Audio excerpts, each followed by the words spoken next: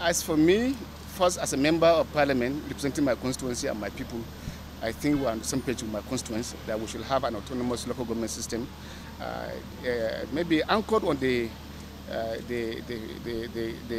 generosity of what the president have done. If you remember, sometimes past he signed in some executive order.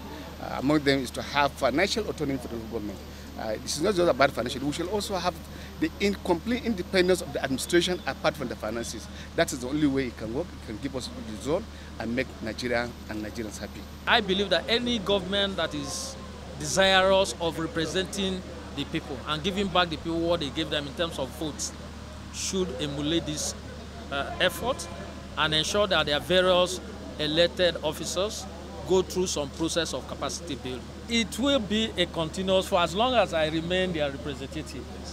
And I also believe that other representatives which cut across whether state or senate or House of Representatives will also follow suit in ensuring that people are well groomed to be good leaders of tomorrow. There is need for those fears of the governors. But let me also clearly state that one of the states that voted for local government autonomy was Delta State. My governor supported it in the last time when it came in the 2015 to 2019 amendment alteration. He supported it, and the Houses of Assembly of Delta State, there were about 10 states that voted in favor of it. Delta was among them. So the issue about my state voting for it again is not in question. We will vote for it.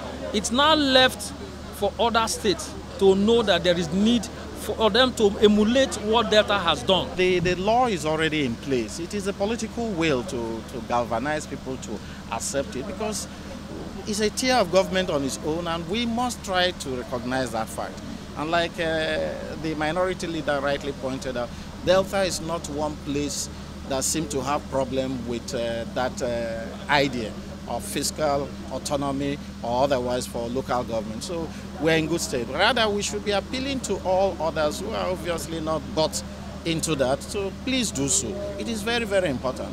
But again, it depends again whether there is sufficient trust on those at the local government level to manage that quantum of money. Maybe that's why some governors want to assert their influence and take responsibility, because maybe they don't trust sufficiently those at that level. But with all this training and every other thing, it will be assumed that the leaders of the local government, they have now that responsibility capacity to even exercise their rights and mandate as far as fiscal autonomy is concerned. Then they need all the support and the independence they can be given so that they can navigate the terrain on their own and make sure that they enforce that. This training is a noble one.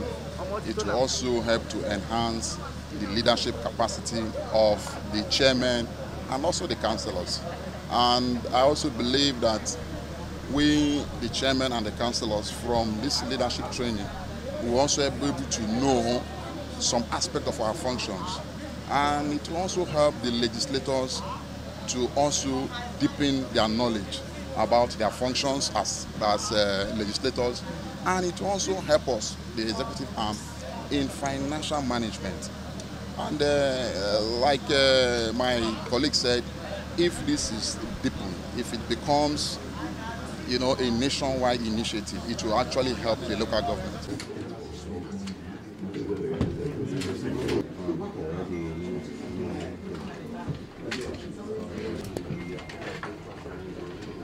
This is your